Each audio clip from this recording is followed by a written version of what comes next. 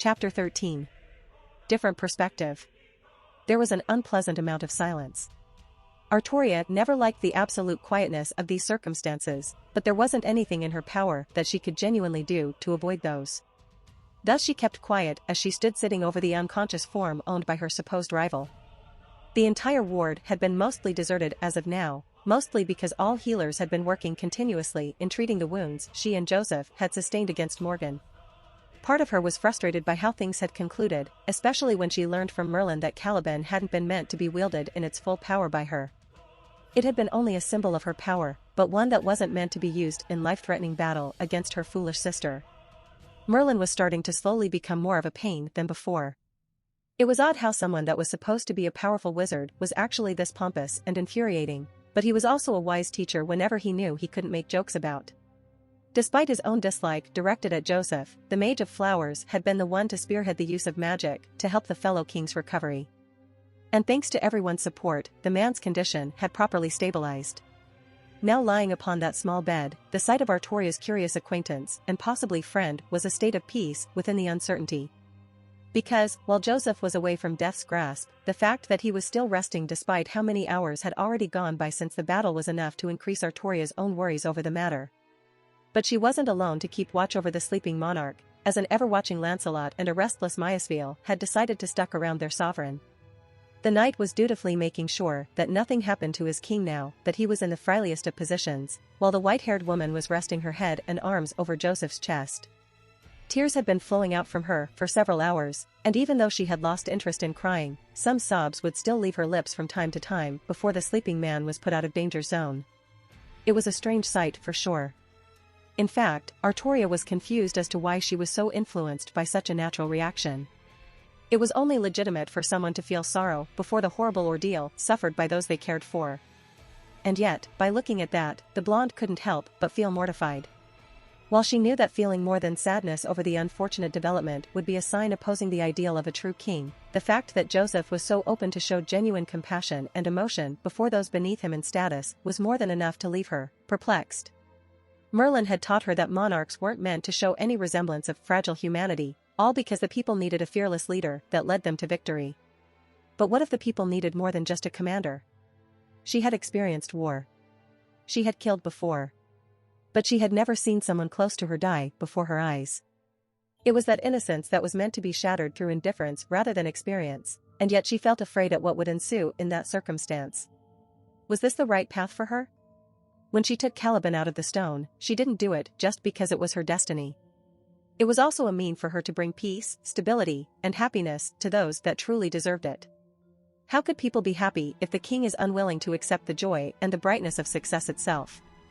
Not as the sole conqueror of such emotions, but also as the bringer of harmony to its people. Humbleness, but without coldly ignoring the rewards. She sighed, keeping her stare directed at Joseph, but ending up noticing that Lancelot was glancing at her with a fascinated look. Sir Lancelot, Arturia started with a careful tone. Not enough soft to sound uneasy, but enough to sound uncertain about the wording of this complicated question. May I ask you something about Lord Joseph? The tall man blinked, minor surprise flashing just briefly from his eyes before he offered a nod. You may, Lord Arthur. Lord Joseph, does he ever worry that he might be wrong with his actions? She asked, calmly. That he might end up making a mistake in each moves he make? Lancelot looked uncertain for a moment whenever or not confessing this little detail would be proper in these circumstances. He glanced at Maya and, the Einsburn was staring at Arturia with a blank expression. The sight was slightly chilling, considering how intense her red eyes were. Magic? There wasn't anything malicious, but the sheer density of her raw power was enough to make the blonde tense up at what this scene was causing within her. In her mind, the very sight resembled a silent battle between a dragon and a pale-scaled wyvern. While the dragon was expected to win, the lesser creature was driven by sheer emotion and determination to protect those that she cares the most for. It was absurd. But so fierce and admirable. King Joseph isn't perfect. I would even dare to say that what truly makes him stand out aren't his skills in combat or his capacity as a diplomat, the Knight of the Lake finally answered with a confident tone. It's the way he can understand his people, and how his people understand and love him in return. But what if that's not enough? Arturia forced her stare away from Maya. what if a king should be more? Lancelot blinked at that. More of what, Lord Arthur? A king should be leading by grace and resolution. He should be able to exert power with his truest superiority and dash. I think this was a discussion my lord had with your trusted knight, Sir Agravain. Truly? She hadn't been aware of this. Maybe Agravain didn't feel the need to mention this, or maybe there was something that was best kept untouched within that conversation. King Joseph believes that a king should lead first to make sure that the people are protected and helped with their plights. He continued to speak, undeterred by the silence coming from the fellow knight. He mentioned that heroes should be the one that go in mission of good, that theirs is the duty of directly going for the deeds of justice. It makes him sound like a. She stopped just in time, well aware that giving out that word in a room with Lancelot wouldn't be proper. Especially when the person they were talking about was still resting. A good man with a curious opinion of how things work, the tall man suggested politely. His idea of how a king is meant to rule isn't flawed. Not at all. In fact, while the argument might make him sound as if he shies away from the battlefield, the truth is that he would ride to the fight among those in the first line. I still don't. I don't understand. What is good in a king that prefers the throne to intervening directly and solving problems? You mistook my words, Lord Arthur, Lancelot pointed out with a nod. And I think your understanding of what sitting on the throne means is actually mistaken too. What? While you might not have the experience of working through the system of rules during peacetime, a ruler is supposed to be handling the paperwork needed to rebuild the land that are now his. It wouldn't be proper for an honor-driven king to just ignore the suffering of those that have sworn to his cause just to end a bloodshed. And Arturia remembered how she had yet to handle the complicated mess that was the disposition of the lands in her new kingdom. While Camelot was a must to create as a new beacon for hope in the British Isles, she hadn't truly given a look over the costs and the resources needed to achieve such a task. Would it still leave enough for any relief for her subjects? The blonde really needed to have a serious talk with Merlin about it. Especially if her kingdom was supposed to be eternal.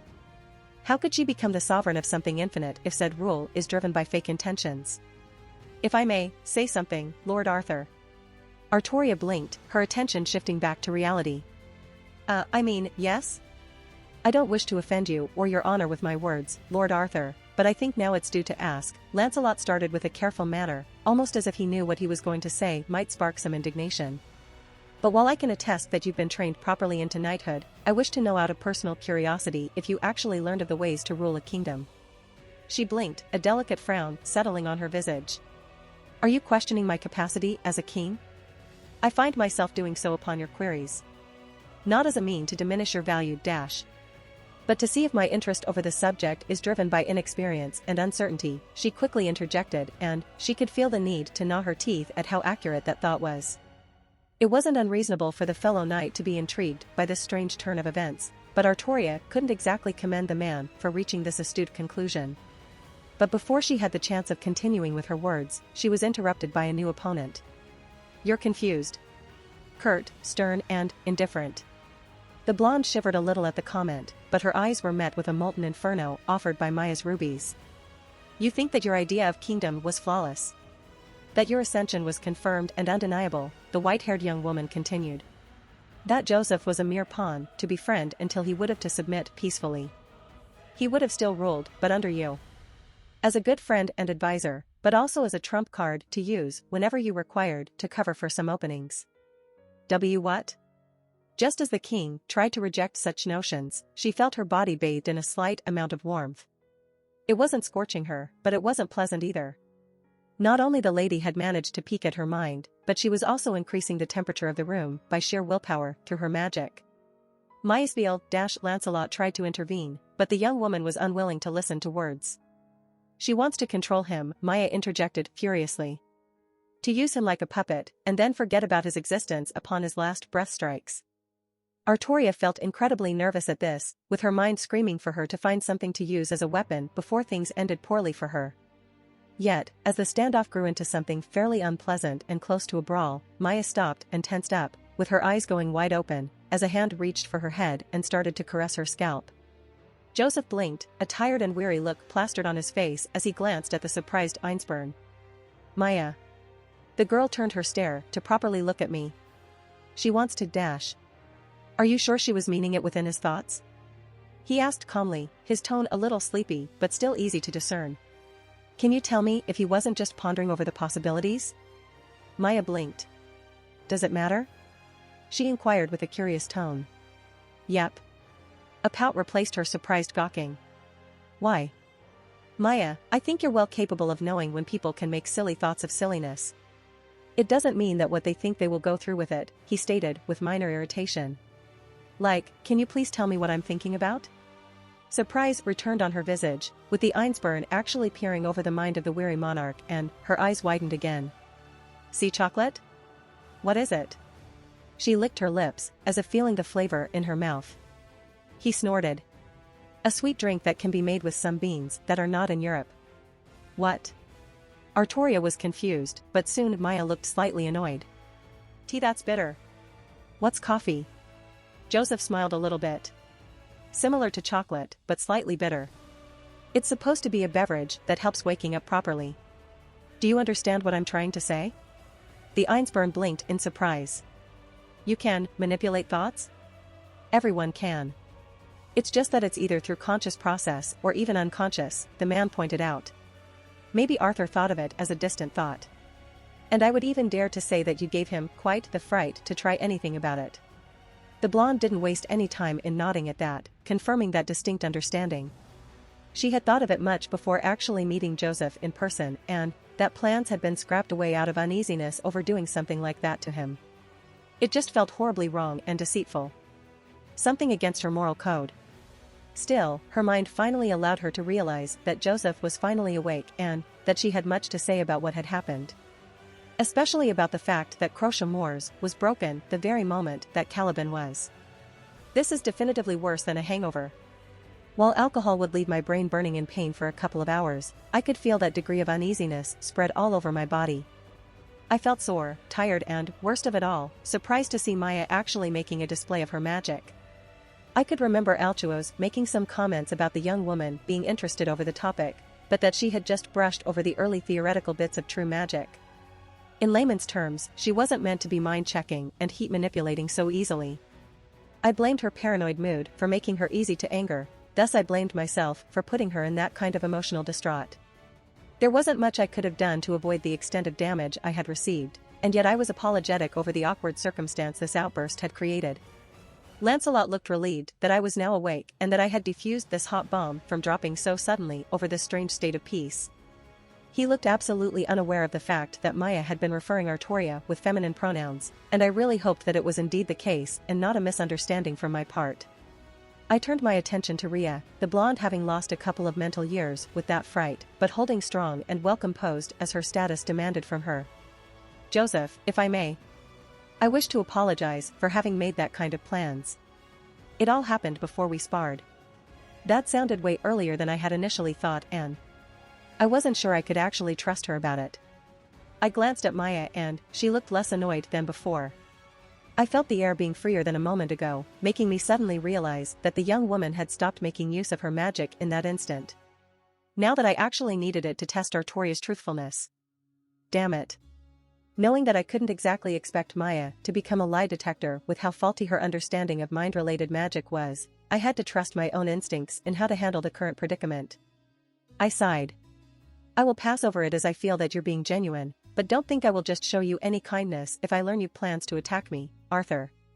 Arturia actually flinched at my emphasis over her masculine name. I guess that she wasn't expecting that kind of steel in my response, but she seemed to not be much deterred by it from continuing.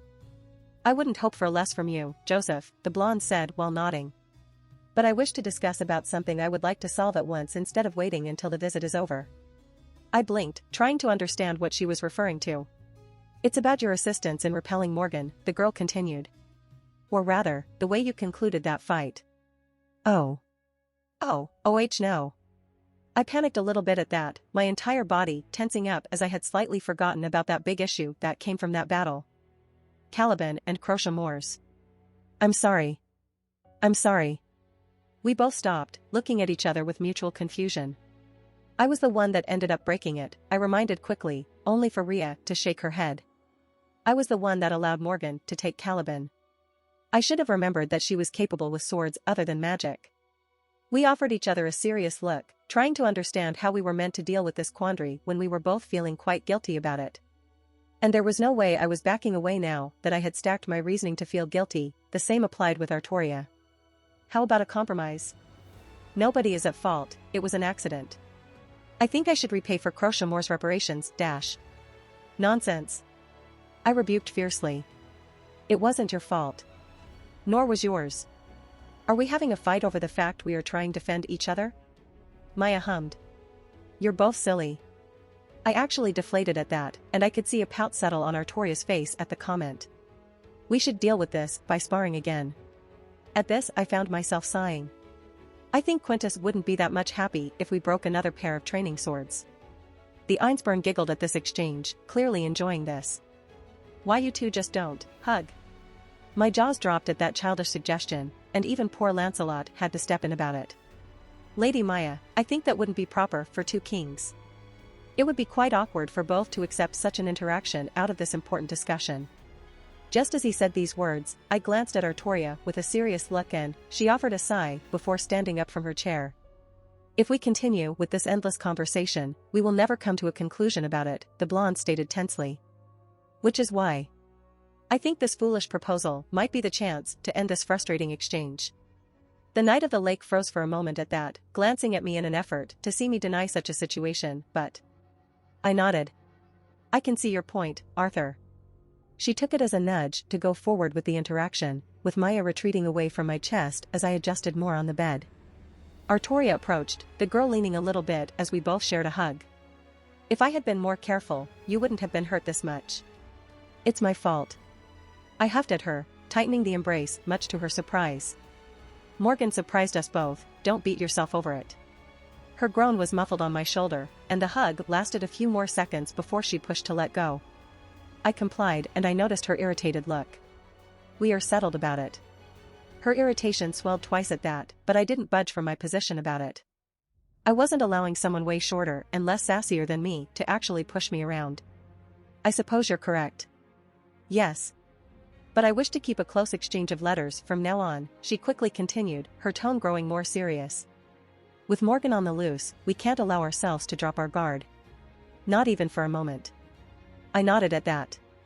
I agree. And I hope you're not allowing Merlin to check on these. A sigh left her lips. After what has happened in the last few days, I will be more attentive about giving him any important paper to look at. At least I wasn't going to face other issues with that annoying bastards through official documentations. After this much was done, Arturia decided to leave the ward after a quick farewell, ending this discussion in the most friendly manner possible. But as she walked out of our sights, I turned to Lancelot with a genuinely worried look.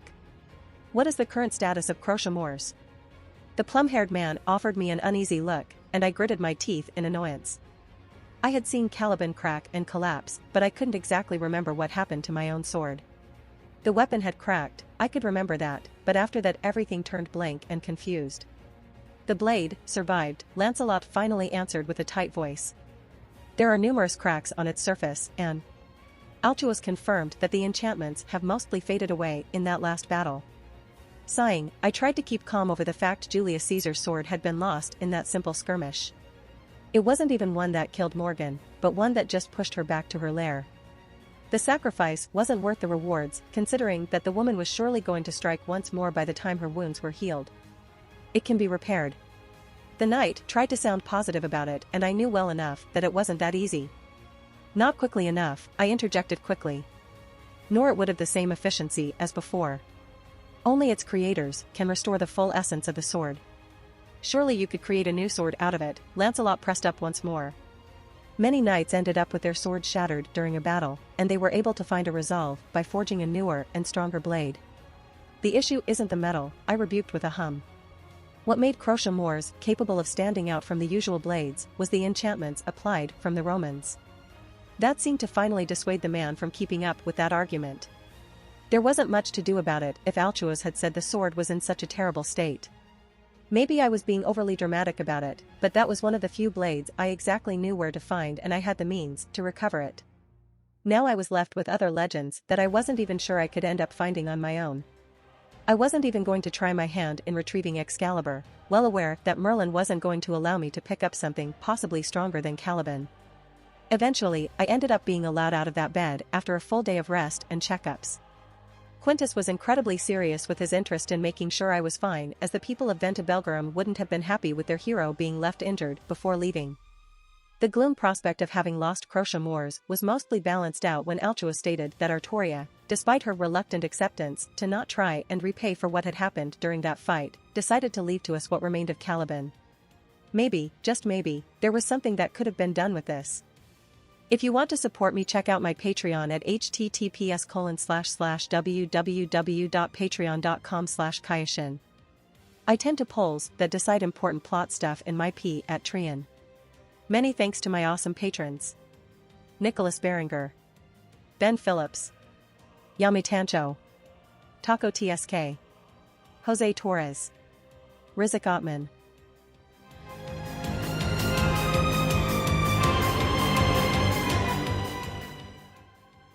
If you enjoyed the content, don't forget to give it a like and subscribe to the channel. I'll be here until next time.